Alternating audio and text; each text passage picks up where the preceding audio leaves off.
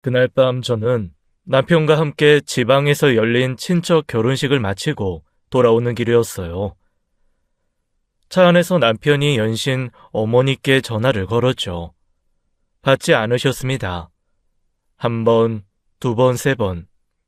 저도 제 휴대폰으로 전화를 드려봤어요. 신호음만 길게 울리고 끊어지더라고요. 가슴 한쪽이 싸늘하게 식어가는 느낌이었습니다. 남편의 얼굴도 점점 굳어갔어요. 우리는 말없이 서로를 바라봤죠. 전화를 왜 안 받으시지? 이상한데. 핸드폰 두고 잠시 나가셨을 수도 있어. 너무 걱정하지 마. 어머님 원래 핸드폰 잘 안 쓰시잖아. 아니야. 그래도 항시 들고는 다니셨는데 기분이 좀 이상하네. 남편의 목소리가 떨리고 있었어요. 저는 애써 괜찮을 거라고 되뇌었지만 불안함을 떨칠 수가 없었습니다. 고속도로를 달리는 내내 심장이 쿵쿵 뛰었죠. 늦은 저녁 집에 도착했습니다. 현관 비밀번호를 누르고 문을 여는 순간 저는 그 자리에 얼어붙었어요. 어머니가 방과 거실 사이에 쓰러져 계셨습니다. 어머니! 어머니! 저는 소리를 지르며 달려갔어요. 어머니의 어깨를 잡고 흔들었죠. 손을 잡는 순간 온몸에 소름이 돋았습니다. 어머니 손이 얼음장처럼 차가웠어요. 아무리 불러도 대답이 없으셨죠. 어머니의 얼굴을 보니 눈이 반쯤 뜬 채였습니다. 입술이 살짝 벌어져 있었어요. 평화롭게 잠드신 모습이 아니었죠. 마지막 순간 뭔가 잘못됐다는 걸 아셨던 것 같은 일그러진 표정이었습니다. 어머니! 어머니! 안 돼! 안 돼! 남편이 무너져 내리며 오열했어요. 저도 그 자리에 주저앉아 울음을 터뜨렸죠. 남편이 떨리는 손으로 119에 신고했습니다. 잠시 뒤 구급대원이 도착했어요. 하지만 그들의 표정은 이미 굳어 있었죠. 사망하신 지 여러 시간이 지난 것 같습니다. 유가족분들께 심심한 위로의 말씀을 드립니다. 그 말을 듣는 순간 세상이 무너져 내리는 것 같았어요. 저는 스스로를 원망했습니다. 제가 그 결혼식에 안 갔다면, 집을 비우지 않았으면 어머니가 돌아가시지 않았을 거라는 생각뿐이었죠. 어머니 건강이 걱정되어 집으로 모셨는데 말입니다. 하필 집을 비운 유일한 날에 이런 일이 일어나다니요. 극심한 죄책감이 저를 짓눌렀어요. 그런데 나중에 알게 되었습니다. 그날은 하필이 아니었어요. 누군가 일부러 노린 날이었죠. 저는 평범한 가정에서 자랐습니다. 특별히 부유하지도 그렇다고 어렵지도 않은 그런 집이었죠. 남편과는 2년간 연애 끝에 결혼했어요. 결혼 후 저는 전업주부가 되었습니다. 남편 뒷바라지를 하며 살림을 꾸리는 삶이었죠. 시어머니를 처음 뵌 날을 아직도 기억해요. 눈빛이 날카로운 분이셨습니다. 웃는 얼굴인데도 어딘가 서늘한 기운이 감들어왔죠. 첫 인사를 드리는데 등줄기에 땀이 흘렀어요. 어머니는 젊은 나이에 남편을 잃으셨습니다. 혼자 힘으로 두 자녀를 키워내신 분이었죠. 그 세월이 어머니를 단단하게, 어쩌면 너무 단단하게 만들었는지도 몰라요. 며느리가 됐으면 이제 시댁이 네 집이다. 친정은 출가한 딸이 기웃거릴 곳이 아니고 남편 내조 잘하고 어른 공경하고 그게 여자가 할 도리야. 알겠냐? 어머니는 첫 만남부터 그렇게 말씀하셨어요. 저는 고개를 숙인 채 예의의 대답만 했죠. 속으로는 숨이 턱 막혔습니다. 아마 결혼하신 분들은 아실 거예요. 시댁 어른 앞에 처음 섰을 때 그 긴장감이 어떤 건지요. 싫다고 저 자리에서 말대꾸를 할 사람은 없을 겁니다. 명절이 돌아오면 저는 새벽부터 부엌에 서야 했습니다. 전을 부치고 나물을 무치고 탕을 끓이고 어머니의 눈은 매의 눈 같았어요. 제 손끝 하나하나를 놓치지 않으셨죠. 칭찬은 단 한 번도 들어본 적이 없습니다.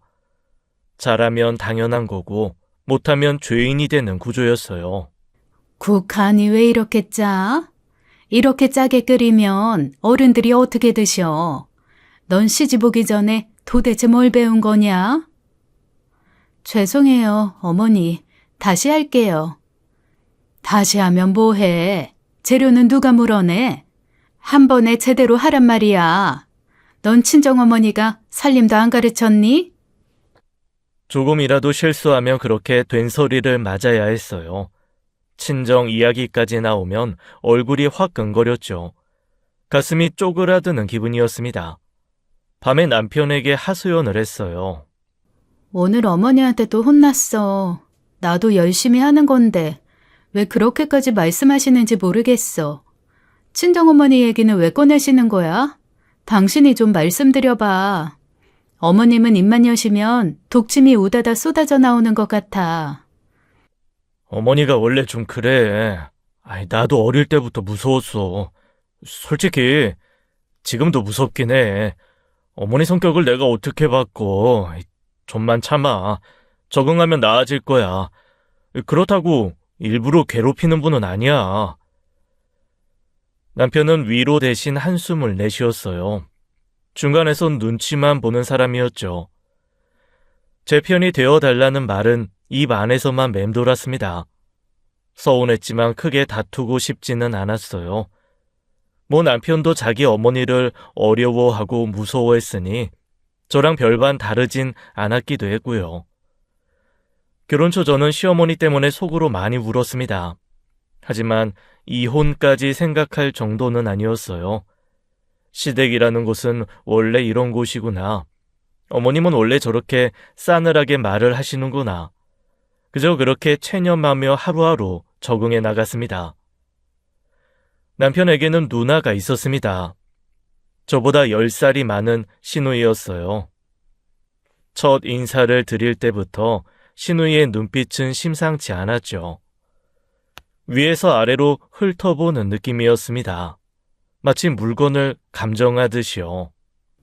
그래, 네가 우리 도윤이 와이프구나. 얼굴은 뭐 그럭저럭이네. 살림은 좀 할 줄 알고? 네, 형님. 아직 부족하지만 열심히 배우고 있어요. 배워서 시집을 왔어야지. 네? 아니야. 부족하면 배워야지. 우리 집안이 만만한 집안이 아니거든. 첫 만남부터 그랬어요. 시누이는 저를 한 수 아래로 보는 게 분명했습니다. 시누이 부부는 작은 가게를 운영하고 있었어요. 어느 날 시누이에게서 전화가 왔습니다. 올케 요즘 뭐하고 사나? 팔자 좋게 집에서 빈둥거리지? 전업주부라고 놀기만 하면 안 되지. 그러지 말고 우리 가게 좀 나와서 좀 도와. 운동도 좀 할 겸 가족끼리 서로 돕고 살아야지. 형님, 저도 집안일이 있어서요. 갑자기 가게 일까지 하기는 좀... 집안일? 애도 없으면서 무슨 집안일이 그렇게 많아. 일주일에 며칠만 나오면 돼. 그것도 못해? 내가 이렇게 부탁하는데? 처음엔 거절했어요. 하지만 시누이는 물러서지 않았습니다. 전화가 올 때마다 가족끼리 도와야 한다며 압박했죠. 남편도 누나 부탁인데 좀 도와주라고 했어요. 사면 초가였습니다. 결국 저는 가정 경제에 보탬이 될 수 있겠다는 생각에 수락하고 말았습니다. 그런데 막상 가게에 나가보니 상황이 달랐어요. 직원이 한 명도 없었습니다. 3명이 해야 할 일을 저 혼자 떠안게 됐죠. 시누이는 인건비 아끼려고 직원을 안 뽑은 거였어요. 저를 부려먹으면 된다고 생각한 겁니다. 물론 처음엔 몰랐어요. 일을 하다가 알게 된 사실이죠. 2달 동안 죽어라 일했습니다. 아침부터 저녁까지 쉴 틈이 없었죠. 손님들이 쏟아져 들어왔어요. 그러면서 받은 건 최저임금뿐이었습니다. 몸이 축나고 마음도 바닥까지 내려앉았어요. 결국 저는 선언을 했습니다. 형님, 죄송한데요. 저 이제 가게 일 못하겠어요. 체력적으로 너무 힘들어서요. 아니면 사람을 더 뽑으셔야 할 것 같아요. 뭐? 그만두겠다고? 내가 너 믿고 직원도 안 뽑았는데 갑자기 이러면 어떡해. 아, 몰라. 가족이 이래도 돼? 도윤이 결혼 전에는 내가 얼마나 챙겨줬는데. 걔 내가 업어 키운 애야. 옳게 은혜도 모르고 진짜 너무한다. 형님, 저도 2달 동안 정말 열심히 했는데 그런데 한 사람이 감당하기엔 일이 너무 많아요. 주방에 홀에 설거지까지. 이건 아니죠. 내가 사람을 쓸 줄 몰라서 그래? 돈이 없어서 그렇지.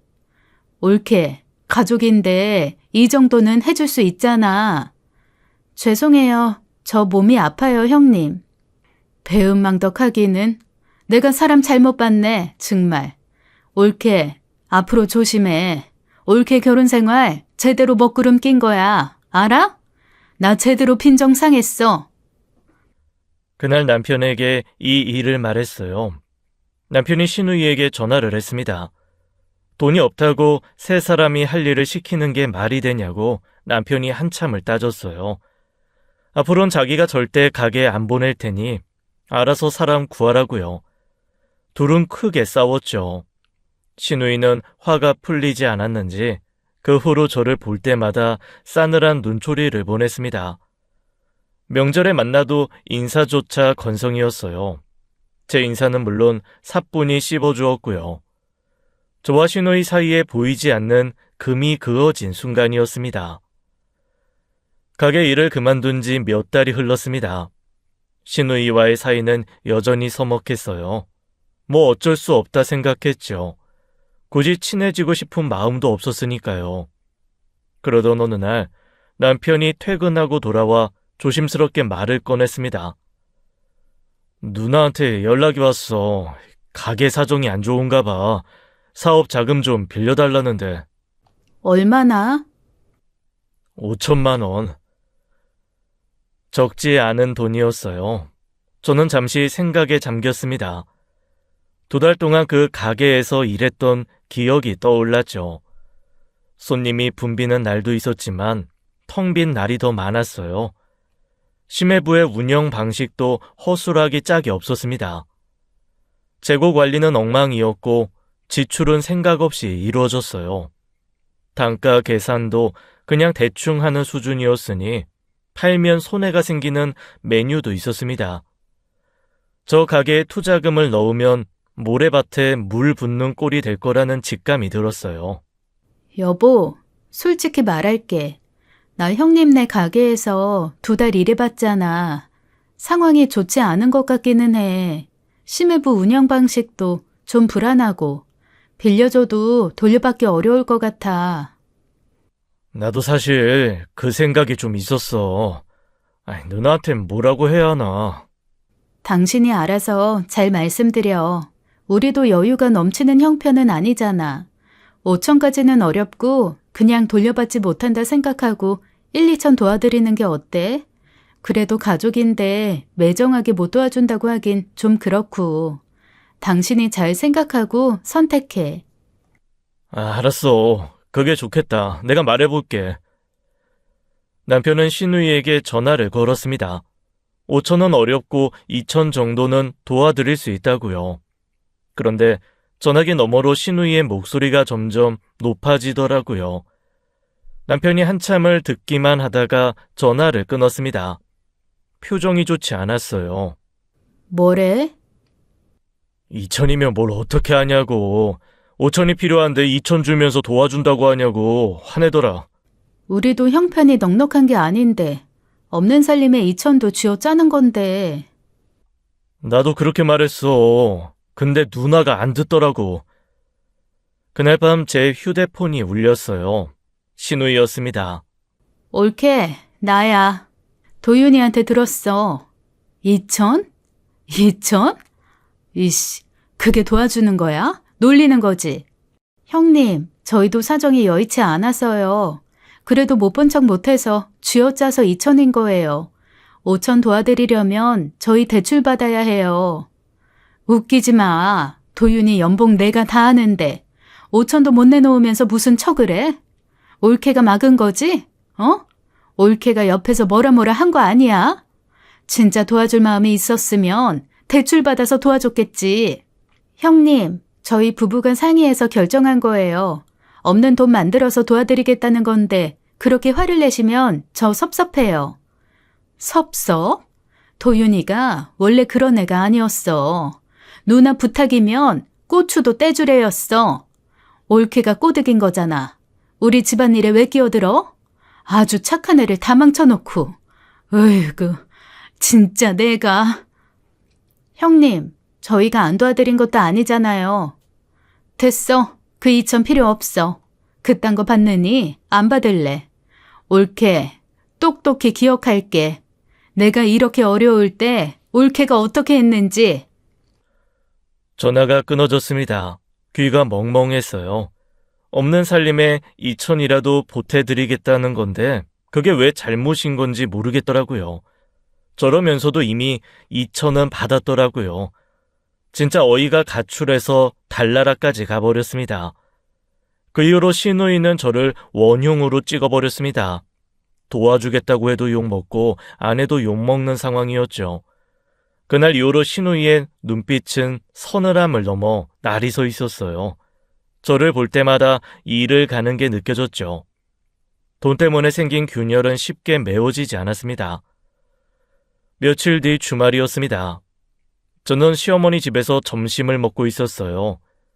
시어머니가 직접 차려주신 된장찌개와 반찬들이었죠. 남편은 왔다가 갑자기 친구한테 일이 생겼다고 외출을 했고요. 조용히 시어머니와 식사를 하고 있는데 현관문이 열렸습니다. 신우이였어요. 예고 없이 찾아온 거였죠. 엄마, 나야. 정아 왔니? 너 밥 먹었어? 앉아서 같이 먹자. 올케도 있네. 돈도 많으면서 왜 맨날 우리 엄마 집에서 쌀값을 아끼실까? 넌 뭐 보자마자 뭔 소리야. 밥이나 먹어. 아니, 밥은 됐어.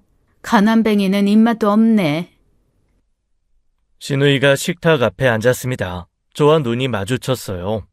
신우이의 눈빛은 싸늘했죠. 무슨 일이 터지겠구나 싶었습니다. 밥이 목으로 안 넘어갔어요. 엄마, 나 할 말 있어. 뭔데? 나 요즘 힘들어서 도윤이한테 돈 5천 좀 빌려달라고 했더니 거절당했다? 올케가 옆에서 꼬드긴 거야. 안 그랬으면 도윤이가 나한테 그랬겠어? 신우이가 저를 손가락으로 가리켰어요. 심장이 쿵 내려앉았습니다. 시어머니 앞에서 이런 이야기가 나올 줄은 몰랐죠. 세라야, 그게 사실이야? 어머니, 그게 저희가 5천은 어려워서 2천은 도와드린다고. 엄마, 들었지? 2천이래, 2천. 5천이 필요하다는데 2천 주면서 도와준다고 하네. 올케는 화장실에 휴지 없어서 휴지 달라고 하면 한 장 떼서 줄 사람이야. 아우, 진짜. 어쩜 저렇게 차갑나 몰라. 휴지 찢어지겠다. 신우이가 목소리를 높였어요. 저는 입술을 꾹 깨물었습니다. 해명해봤자 소용없을 것 같았죠. 시어머니가 신우이 편을 들면 저는 그냥 맞아야 하는 거니까요. 정아야. 엄마. 너 지금 부끄러운 줄 알아야 해. 네? 가게가 어려우면 니들이 알아서 해결해야지. 왜 동생네 주머니를 털어? 그것도 5천이나. 2천 도와준다는 것도 고마운 줄 알아야지. 없는 살림에 쥐어짜서 도와주겠다는 거잖아. 근데 그게 적다고 화를 내? 네가 지금 제정신이야? 엄마, 나 지금 진짜 힘들어서 그래. 가게 망하게 생겼단 말이야. 망하면 접어. 접고 다른 거 알아봐. 동생네한테 손 벌리는 게 자랑이냐? 창피한 줄 알아라. 엄마가 어떻게 나한테 이래? 나 딸이야, 엄마 딸. 딸이니까 이러는 거야. 남의 집 살림 축내면서 뻔뻔하게 굴지 마라. 새가 탓하지 말고 네 살림은 네가 챙겨. 신우이는 얼굴이 벌겋게 달아올랐어요. 억울하다고 울먹였지만 시어머니는 단호하게 끊어버리셨습니다. 저는 그 모습을 보며 멍하니 앉아 있었죠. 시어머니가 제 편을 들어주실 줄은 정말 몰랐거든요. 무조건 친딸 편만 드시는 분인 줄 알았습니다. 엄하고 무서운 분이지만 나름의 옳고 그름이 있으신 거였어요. 저는 시어머니께 처음으로 고마운 마음이 들었습니다. 이날 이후로 저는 시어머니를 조금 다른 눈으로 보게 되었어요. 엄격하지만 불공평한 분은 아니라고요. 그러던 어느 날이었습니다. 아이를 어린이집에 맡기고 시어머니 집에 들르기로 했죠. 시어머니의 세금 관련 서류를 제가 알아봐 드리기로 한 거였어요. 어머니가 그런 건 잘 모르시니까요. 사실 그날 갈 생각이 없었습니다. 몸이 좀 안 좋았거든요. 그런데 이상하게 마음이 쓰여서 그냥 가게 됐어요. 지금 생각하면 그게 운명이었나 봅니다. 시어머니 집 앞에 도착해서 초인종을 눌렀습니다. 대답이 없었어요. 한 번 더 눌렀죠. 여전히 조용했습니다. 이상하다 싶어서 전화를 걸었어요. 왜냐하면 약속을 했거든요. 그런데 집 안에서 벨소리가 울리는 게 들렸습니다. 분명 집에 계신 거였어요. 가슴이 철렁 내려앉았죠. 저는 급히 현관 비밀번호를 누르고 안으로 들어갔습니다. 어머니, 어머니, 저 왔어요. 대답이 없었어요. 거실로 들어서는 순간 저는 그 자리에 얼어붙었습니다. 시어머니가 바닥에 쓰러져 계셨어요. 한 손으로 가슴을 움켜쥔 채였죠. 얼굴이 창백하게 질려 있었습니다. 어머니, 어머니! 저는 달려가서 시어머니를 부축했어요. 다행히 의식은 있으셨습니다. 하지만 숨을 제대로 쉬지 못하고 계셨죠. 입술이 파랗게 변해가고 있었어요. 세라야, 가슴이, 숨이 어머니 말씀하지 마세요. 제가 지금 119 부를게요. 조금만 버텨주세요. 네? 제발요. 손이 떨렸지만 침착하게 전화를 걸었습니다. 119 안내원의 지시에 따라 시어머니를 반드시 눕히고 옷 단추를 풀어드렸어요. 숨을 편하게 쉬실 수 있도록요. 시어머니 손을 꼭 잡았습니다. 차가웠어요. 영원처럼 느껴지는 몇 분이 지났습니다. 구급대원이 도착했어요. 시어머니는 들것에 실려 병원으로 이송되었죠. 저도 따라갔습니다. 응급실 앞에서 몇 시간을 기다렸어요. 남편에게 연락했더니 헐레벌떡 달려왔죠. 어머니 괜찮으신 거야? 무슨 일이야 도대체? 나도 몰라. 갔더니 쓰러져 계셨어. 의사 선생님 말씀 기다려봐야 해. 한참 뒤 의사가 나왔습니다. 보호자분이시죠? 심장에 문제가 생겨서 쓰러지신 겁니다. 조금만 늦게 발견하셨으면 많이 위험했을 수 있어요. 발견하신 분이 응급처치를 잘해주셔서 다행입니다. 저는 그제야 다리에 힘이 풀렸어요. 남편이 저를 부축했습니다. 저도 모르게 눈물이 흘렀죠. 무섭고 엄한 시어머니였지만 이렇게 돌아가시면 안 되는 분이었으니까요. 어머니가 살아계셔서 정말 다행이었습니다. 시어머니는 병원에 입원하셨습니다. 저는 매일 병원을 오가며 어머니 곁을 지켰어요. 밥을 떠드리고 약을 챙기고 말벗이 되어드렸죠. 신우이는 한 번 얼굴 비치고는 발길이 뜸했습니다. 가게가 바쁘다는 핑계였어요. 어느 날 저녁 시어머니가 제 손을 잡으셨어요. 평소와 다른 눈빛이셨습니다. 세라야, 내가 미안하다. 네? 어머니, 갑자기 무슨 말씀이세요? 그동안 내가 너한테 너무 모질게 굴었어. 시집와서 고생하는 거 알면서도 일부러 독하게 대했어. 지금 생각하면 내가 왜 그랬나 싶다. 저는 아무 말도 할 수가 없었어요. 시어머니가 이런 말씀을 하실 줄은 몰랐거든요.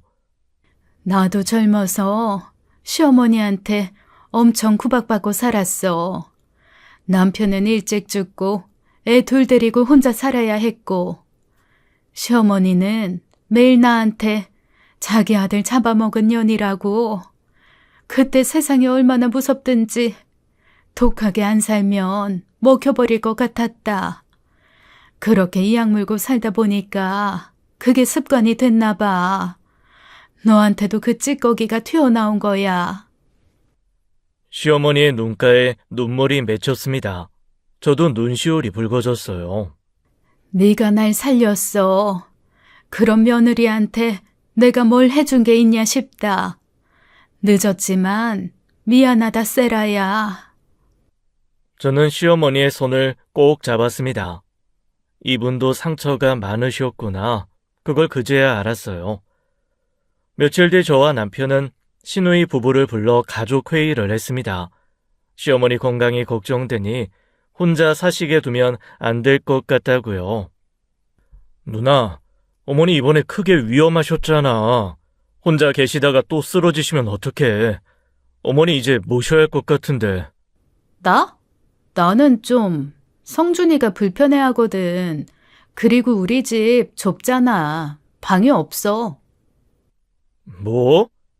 매형이 불편해해? 장모 모시고 살기 부담스럽겠지. 그건 누나 생각이야? 아니면 매형 생각이야? 아니, 매형이 가게 오픈할 때 엄마 돈 얼마나 끌어다 썼어. 그 돈으로 장사하면서 이제 와서 어머니 모시는 게 불편해? 그게 사람이 할 소리야? 야, 그건 그거고 이건 이거지. 왜 따져? 따지지 말라고? 누나는 맨날 받을 때만 가족이야? 집도 어머니 돈, 가게도 어머니 돈. 근데 정작 어머니 모시라니까 집이 좁다. 웃기지 마, 진짜. 야, 나도 사정이 있어. 너희는 집도 넓잖아. 분위기가 험악해졌어요. 시누이와 남편이 고성을 주고받았습니다. 결국 시누이는 끝까지 거부했죠. 저와 남편은 의논 끝에 결정을 내렸습니다. 시어머니를 저희가 모시기로요. 시어머니가 퇴원하셨습니다. 저희는 합가 이야기를 꺼냈어요. 그런데 시어머니는 크게 반대하셨죠. 싫다. 나 혼자 살 수 있어. 너희한테 짐 되기 싫다. 어머니, 이번에 얼마나 위험하셨는데요. 혼자 계시다가 또 쓰러지시면 어떡해요. 그럼 그때 죽는 거지 뭐. 자식들 신세 지면서까지 오래 살고 싶지 않아. 어머니, 그게 무슨 말씀이세요? 그런 말씀하시면 저희 서글퍼요. 오래 사셔야죠. 저희가 어머니를 짐으로 생각하면 이런 말씀 안 드려요. 같이 사시면 저도 마음이 놓여요. 시우도 할머니 보고 싶어 하고요. 그래요, 어머니. 제발 고집 좀 부리지 마세요. 아들 앞에 두고 가신다는 말씀을 그렇게 쉽게 하세요? 어머니 혼자 두고 저희가 어떻게 맘 편히 살아요? 며칠을 설득했습니다. 시어머니는 끝까지 버티셨지만 결국 저희의 고집에 지셨어요. 그렇게 합가가 결정됐습니다. 시어머니가 원래 사시던 집은 전세를 놓았어요. 시어머니가 저희 집으로 오셨습니다. 어머니는 당뇨도 있으셨기에 제가 건강을 매일 체크했어요. 혈당 측정하고 약 챙겨드리고 당뇨에 좋은 식단으로 식사를 준비했죠. 처음엔 번거로울 줄 알았는데 막상 하다 보니 익숙해지더라고요. 저희 건강에도 좋고요. 시어머니는 예전과 많이 달라지셨어요. 잔소리도 줄고 말투도 한결 부드러워지셨죠. 세라야, 오늘 반찬도 맛있다. 고생했어. 어머니가 맛있게 드시면 저도 좋아요. 내가 너한테 이렇게 신세 질 줄은 몰랐는데 진짜 고맙다, 세라야. 목숨을 구해준 며느리에게 진심으로 고마워하시는 게 느껴졌습니다. 저도 어느새 시어머니를 친정 어머니처럼 편하게 모시게 됐어요. 아침에 같이 차 마시며 수다 떠는 게 일상이 됐죠. 그렇게 평화로운 날들이 이어졌습니다. 1년이 흘렀어요. 그런데 어느 날 시누이가 불쑥 찾아왔습니다. 예고도 없이요. 엄마, 나 돈 좀 빌려줘. 가게가 진짜 힘들어. 엄마 전세금에서 좀만 빼줘. 안 돼. 엄마, 나 진짜 급해. 지난번에 도윤이한테 빌린 2천 갚았어? 그건 그 이후 내가 너 이렇게 줬지? 네가 하도 죽는 소리 해서. 그건 갚지도 않고 또 손 벌려? 엄마 돈이 네 돈이야? 정 가게 어려우면 접을 줄도 알아야 해. 그것도 용기다. 접어야 할 때는 접어야 하는 거야. 계속 밑빠진 독에 물 부을 거야? 엄마가 어떻게 나한테 이래? 나 딸인데. 딸이니까 이 정도로 말하는 거야. 딸 아니었으면 벌써 등짝을 팼다. 신우이의 얼굴이 불그락 푸르락했어요. 신우이는 저를 한번 노려보더니 문을 박차고 나갔습니다. 불만 가득한 뒷모습이었죠. 저는 괜히 불안한 마음이 들었습니다. 저 눈빛이 마음에 걸렸거든요. 신우이가 돌아간 지 며칠 되지 않았을 때였습니다. 한밤중에 남편 휴대폰이 울렸어요. 신우이였습니다. 남편이 전화를 받더니 얼굴이 하얗게 질렸죠. 뭐? 매영이? 지금 어디야? 저는 심장이 철렁 내려앉았습니다. 남편이 전화를 끊고 급하게 옷을 입었어요. 매영이 한강 다리에서 경찰이 구조했대. 병원 가야 해. 저는 머리가 하얘졌습니다. 시어머니도 깨워서 함께 병원으로 향했어요. 차 안에서 아무도 말이 없었죠. 시어머니의 손이 떨리고 계셨습니다. 병원에 도착하니 신우이가 복도에서 울고 있었습니다. 얼굴이 엉망이었어요. 엄마, 성준이가. 진정해. 성준이 지금 어때? 몸은 괜찮대. 근데 다행히 심해부는 몸에는 이상이 없었습니다. 하지만 눈빛이 풀려 있었어요. 삶의 의지가 바닥까지 내려앉은 사람의 얼굴이었죠. 죄송합니다. 제가 미쳤었나 봐요. 매형, 도대체 무슨 일이에요? 왜 그런 생각까지 하신 거예요? 가게가 빚이 너무 불어났어. 사채까지 썼는데 이자가 눈덩이처럼 커져서 갚을 방법이 없었어. 내가 없어지면 보험금이라도 나올까 싶었다. 바보야. 진짜 그게 말이 돼? 나 두고 죽을 생각을 어떻게 해? 신우이가 심해부의 가슴을 두들기며 울었습니다. 저는 그제야 상황이 얼마나 심각했는지 알았어요. 신우이가 그렇게 돈돈하던 게 이유가 있었던 거였죠. 시어머니는 한동안 말없이 서 계셨습니다. 그러다 눈물을 흘리셨어요. 내가 그때 돈 빌려줬어야 했어. 내가 너무 매정하게 굴었구나. 니들이 이 정도인 줄 생각도 못했다. 엄마, 얼마나 힘들었으면 그런 생각까지 했겠어. 오서방, 내가 미안하네. 내가 몰랐어. 시어머니가 심해부의 손을 잡으셨습니다. 다시는 그런 생각하지 마. 알았지? 돈 문제는 어떻게든 해결하면 돼. 그런데 사람은 죽으면 끝이야. 내가 도우마, 응? 심해부가 고개를 떨구며 울었습니다. 결국 시어머니는 전세금을 빼서 신우이를 도와주셨습니다. 저와 남편도 여유 자금을 빼서 보탰죠. 그렇게 해서 심해부의 급한 불은 꺼졌습니다. 그때는 그게 최선이라고 생각했어요.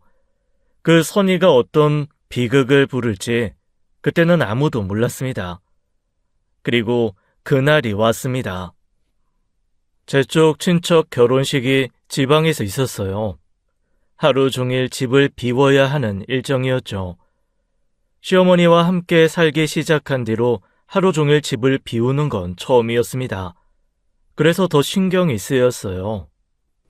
어머니, 저희 다녀올게요. 점심은 냉장고에 넣어뒀어요.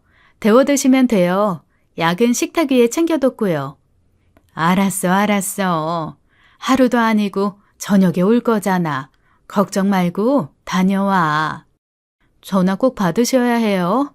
그리고 당뇨약 꼭 챙기시고요. 그래, 그래. 이 늙은이 혼자 밥도 못 먹겠냐. 어서 가. 시어머니는 웃는 얼굴로 저희를 배웅해 주셨어요.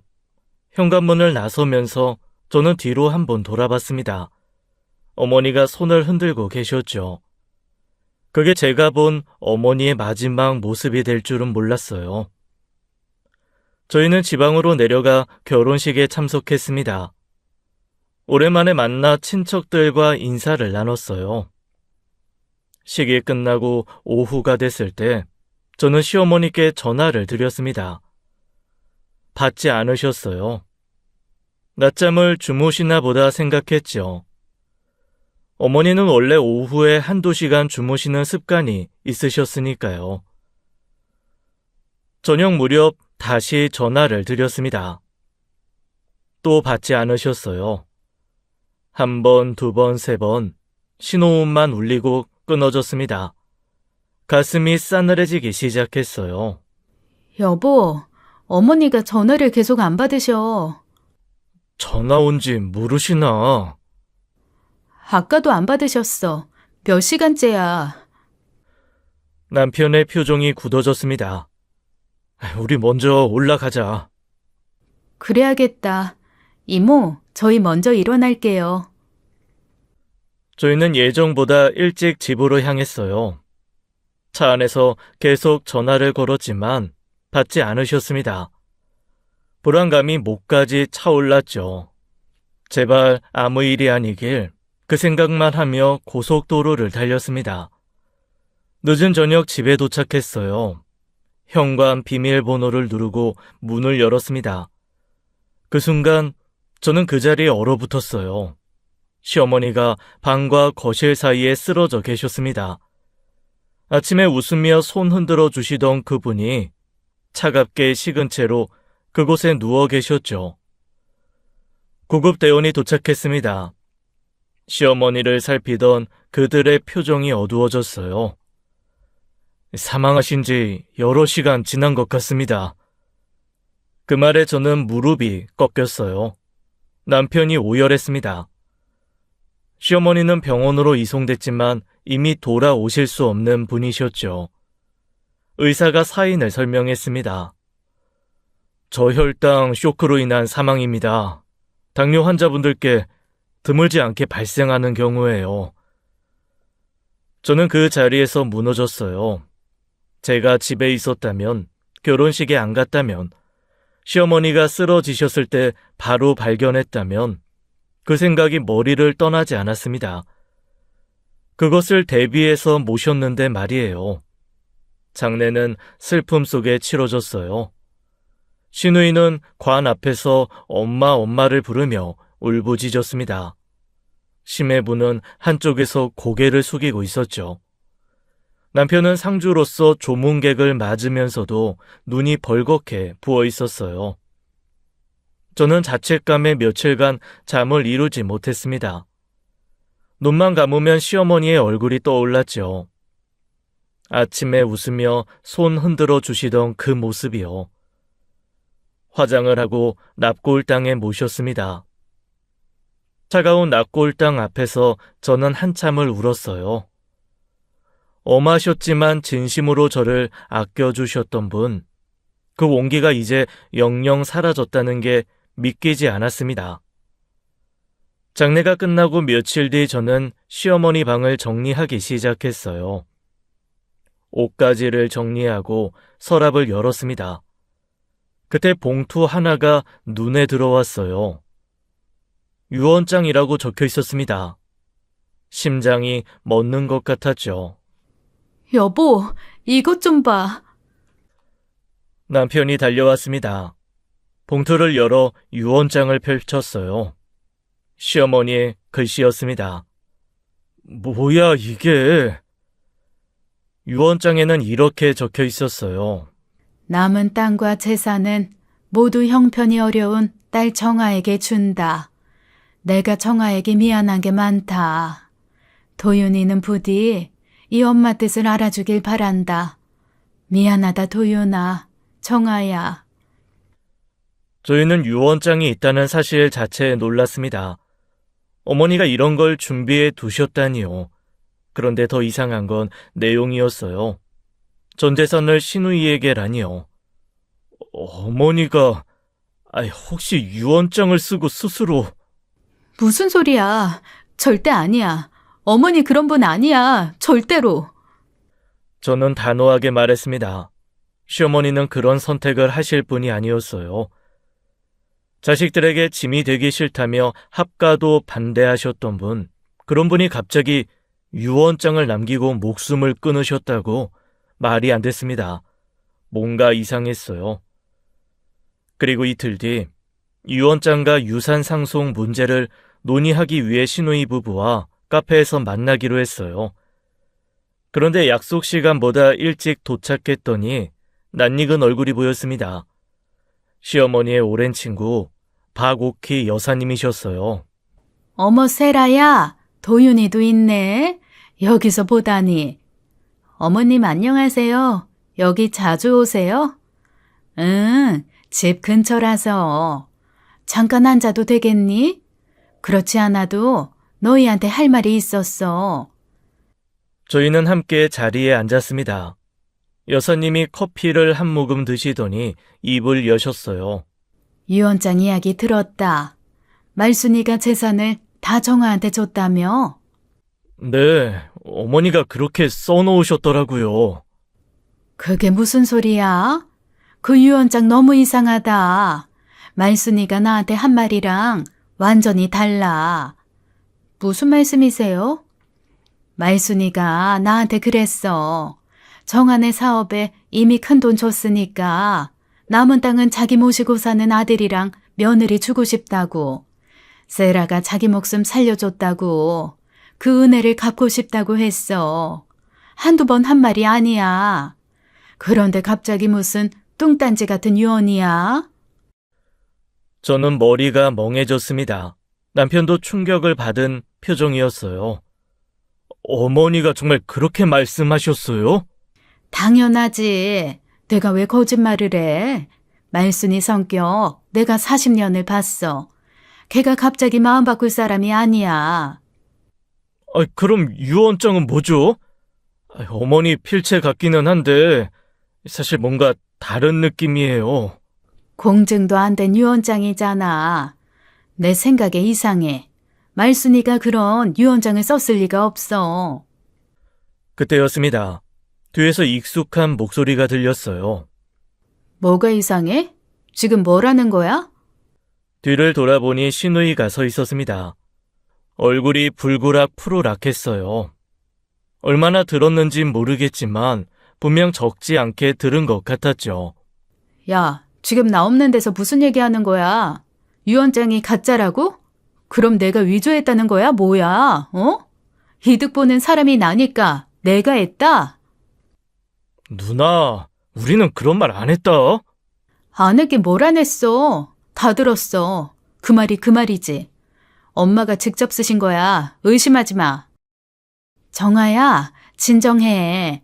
말순이가 나한테 한 말이랑 너무 달라서 그래. 이모는 왜 끼어들어요? 우리 집안일이에요. 40년 친구면 뭐예요? 남이잖아요. 시누이가 소리를 질렀습니다. 카페 안의 시선이 저희에게 쏠렸어요. 시누이는 그렇게 화를 내고는 가버렸습니다. 저는 이 유언장, 뭔가 잘못됐다는 직감이 들었어요. 그리고 며칠 뒤였습니다. 저는 시어머니 방에 남은 물건들을 정리하기 시작했어요. 옷장을 열자 어머니 냄새가 났죠. 익숙한 향이었습니다. 한 벌 한 벌 옷을 꺼내며 눈물이 났어요. 이 옷을 입고 웃으시던 모습이 떠올랐죠.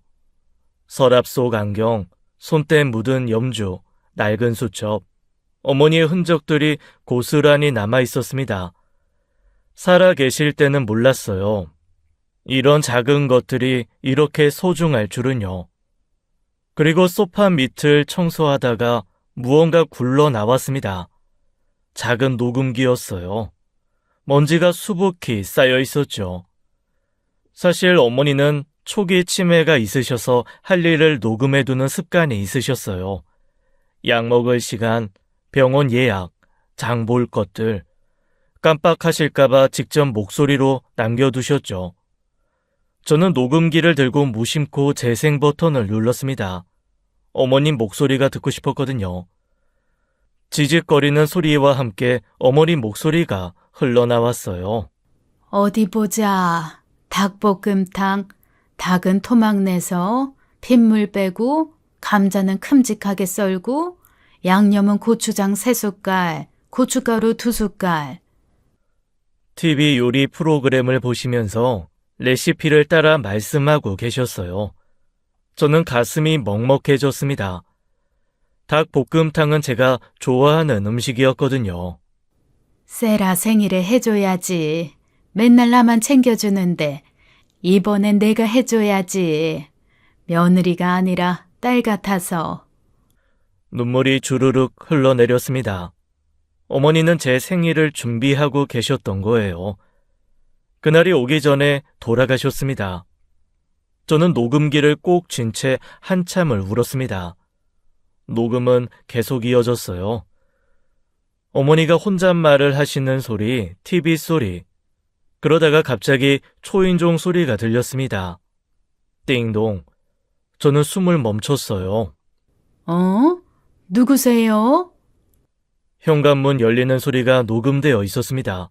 누군가 집에 들어온 거였어요.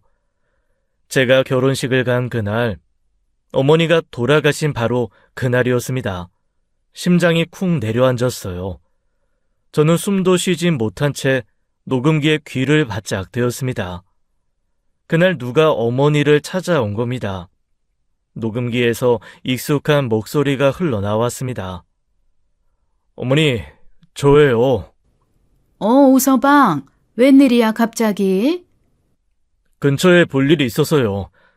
지나가다 들렸는데 점심 좀 얻어먹어도 되겠습니까? 그래 들어와. 뭐 별거 없는데 있는 거 데워줄게. 저는 숨이 멎는 것 같았어요. 심해부가 그날 어머니를 찾아갔던 거였습니다. 저희가 집을 비운 바로 그날에요. 저희한테는 한마디 그런 말이 없었습니다. 그릇 부딪히는 소리, 숟가락 소리가 들렸습니다. 식사를 하시는 것 같았어요. 한참 뒤 심해부의 목소리가 다시 들렸습니다. 어머니, 인슐린 주사 시간 안 됐어요. 아까 시계 보시던데. 어? 맞다. 깜빡할 뻔했네. 고마워 오서방. 어디 뒀더라? 아 여기 있네. 제가 놔드릴까요? 아니야 괜찮아. 손이 떨리시잖아요. 제가 놔드릴게요. 그래? 에휴, 항시 세라가 해줬는데. 그럼 고맙다, 오서방. 사위가 이렇게 챙겨주니 좋네. 저는 온몸에 소름이 돋았습니다. 불길한 예감이 머리를 스쳤어요. 제발 아니길, 제발요. 그리고 꽤 한동안 일상적인 대화가 오갔습니다. 그러더니 잠시 침묵이 흘렀습니다. 시어머니의 목소리가 들렸어요. 내가 왜 이러지? 갑자기 이렇게 온몸이 떨리는 게, 오서방. 어머니 왜 그러세요? 내가 왜 이러니? 오서방, 나 앞이 안 보이네. 쿵, 무언가 쓰러지는 소리가 들렸습니다. 그 뒤로는 발자국 소리만 잠깐 들리다가 현관문이 닫히는 소리가 났습니다. 심해부가 나간 거였어요. 어머니를 그 상태로 두고요. 어머님은 녹음기를 켜두고 그걸 깜빡하시고 끄지 않으셨던 겁니다. 저는 손이 떨렸어요. 눈앞이 캄캄해졌습니다. 여보! 남편이 달려왔습니다. 저는 녹음기를 남편에게 건넸어요. 남편이 처음부터 다시 들었습니다. 얼굴이 점점 하얗게 질려갔죠. 이게 뭐야? 매형이 어머니한테. 인슐린이야. 주사를 잘못 놓은 거야. 아니, 이건 분명 일부러. 경찰에 신고해야겠어. 저는 바로 경찰에 연락했습니다. 녹음 파일을 제출했어요. 어머니의 죽음은 사고가 아니었습니다. 누군가 계획한 일이었어요. 그리고 그 누군가는 저희가 믿었던 가족이었습니다. 경찰이 녹음 파일을 증거로 심해부 조사를 시작했습니다. 아파트 CCTV 등으로 그날 심해부가 집에 온 사실이 드러났죠. 경찰은 강도 높은 조사를 실시했어요. 심해부는 취조실에서 완강히 부인하고 있었습니다. 저 아닙니다. 저 그날 잠깐 들렀다가 나온 거예요. 어머니 괜찮으셨어요. 제가 나올 때까지 멀쩡하셨다고요. 그런데 이 녹음 파일에는 다른 내용이 있던데요. 어머니가 쓰러지는 소리까지 다 녹음돼 있습니다. 그건 제가 나간 다음에 쓰러지신 거예요. 저랑 상관없어요. 현관문 닫히는 소리가 어머니 쓰러지신 후에 나옵니다. 순서가 안 맞아요. 심해부의 얼굴이 하얗게 질렸습니다. 녹음 파일이 모든 걸 담고 있었어요. 더 이상 발뺌을 할 수가 없었죠. 경찰 조사 결과 심해부의 범행 방법이 드러났습니다. 시어머니는 당뇨로 인슐린 주사를 맞고 계셨어요. 인슐린 펜은 끝에 다이얼이 있어서 원하는 용량을 직접 설정하는 방식이었죠. 의사 처방이 10단이면 다이얼을 10에 맞추고 주사하는 거였어요. 심해부 아버지도 당뇨가 있으셨다고 합니다. 인슐린 과다 투여가 어떤 결과를 부르는지 정확히 알고 있었죠. 그는 다이얼을 몇 배로 높게 돌려서 시어머니에게 주사했습니다. 과다 투여된 인슐린 때문에 시어머니는 저혈당 쇼크로 쓰러지셨어요. 그리고 심해부는 그 상태로 어머니를 두고 나갔습니다. 119에 신고하지도 않고요. 처음부터 죽이려고 작정한 거였어요. 심해부의 범행 동기도 밝혀졌습니다. 시어머니에게 큰 돈을 빌렸지만 가게 정상화에는 턱없이 부족했어요. 빚은 여전히 눈동이처럼 불어나고 있었죠. 심해부는 시어머니의 남은 재산인 땅까지 노렸습니다. 그래서 유언장을 위조한 거였어요. 전 재산을 시누이에게 준다는 내용으로요. 시어머니가 돌아가시면 그 땅이 아내에게 가고 결국 자기 손에 들어오는 거였죠. 저는 그 이야기를 듣고 온몸이 떨렸습니다. 돈 때문에 사람을 죽이다니요. 그것도 자신을 도와준 장모를요. 어머니는 심해부가 힘들 때 전세금까지 빼서 도와주셨어요. 그 은혜를 이렇게 갚은 거였습니다. 심해부는 살인 및 유언장 위조 혐의로 구속됐습니다.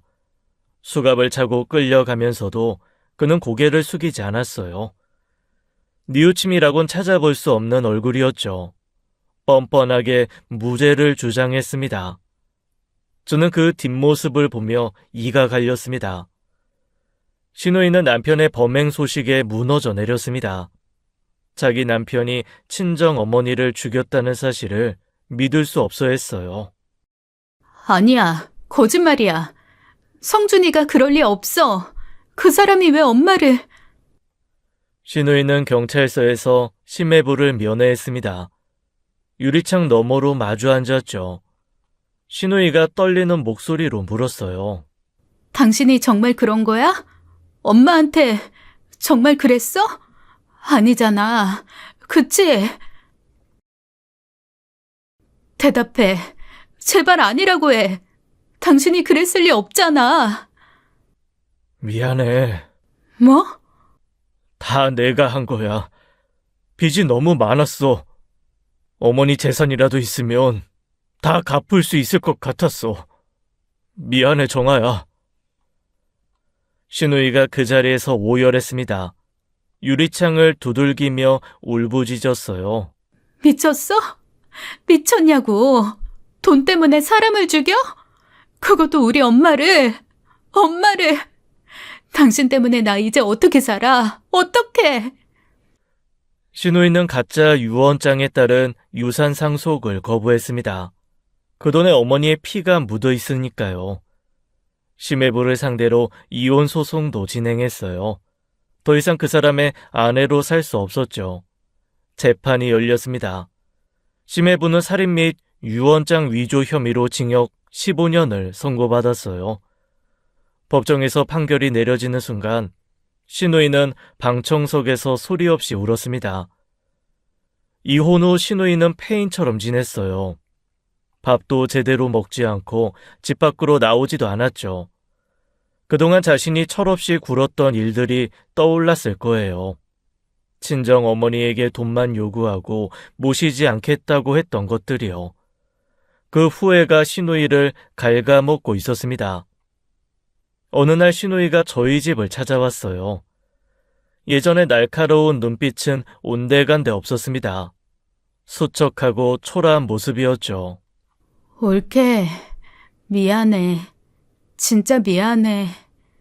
형님, 내가 너한테 얼마나 못되게 굴었는지 이제야 알겠어. 엄마한테도 너한테도 난 정말 나쁜 사람이었어. 용서받을 생각도 없어. 그냥 미안하다는 말이라도 하고 싶었어. 저는 아무 말도 할 수 없었습니다. 미워했던 사람인데 저렇게 무너진 모습을 보니 마음이 복잡했어요. 하지만 아무리 뉘우쳐도 돌아가신 시어머니는 돌아오지 않았습니다. 신우이는 결국 속세를 떠났어요. 절에 들어갔다는 소식을 나중에 전해 들었죠. 남은 생을 참회하며 살겠다고 했답니다. 사건 이후 저희 부부는 한동안 트라우마에 시달렸습니다. 남편은 밤마다 악몽을 꾸었어요. 어머니를 잃은 슬픔에 더해 믿었던 매형에게 어머니를 빼앗겼다는 분노가 그를 갉아먹었죠. 저는 그런 남편 곁에서 묵묵히 함께했습니다. 손을 잡아주고 등을 쓸어주고 곁에 있어주는 것밖에 할 수가 없었어요. 우리 부부는 서로 의지하며 하루하루를 버텨냈죠. 시간이 흐르면서 조금씩 일상을 되찾아갔습니다. 상처가 아문 건 아니었어요. 그저 그 무게를 안고 살아가는 법을 배운 거였죠. 저는 매년 시어머니 기일에 납골당을 찾습니다. 꽃을 놓고 향을 피우고 인사를 드려요. 그리고 시어머니가 생전에 해주시려던 닭볶음탕을 직접 만들어 제사상에 올립니다. 녹음기에 남아있던 그 레시피대로요. 어머니 맛있게 드세요. 못해드린 거 이렇게라도 해드릴게요. 시어머니를 떠올릴 때마다 생각합니다. 처음엔 엄격하고 무서운 분이셨죠. 하지만 나중에 진심으로 저를 아껴주셨어요. 딸처럼 따뜻하게 대해주셨죠. 그 마음을 알기까지 시간이 걸렸지만 이제는 알아요. 어머니도 저를 사랑하셨다는 걸요. 보고 싶습니다, 어머니. 다음 생에는 더 좋은 인연으로 만나요. 지금까지 사연 읽어주는 남녀였습니다. 끝까지 함께 해주신 여러분 감사드리며 저희는 다음 사연으로 돌아올게요. 감사합니다.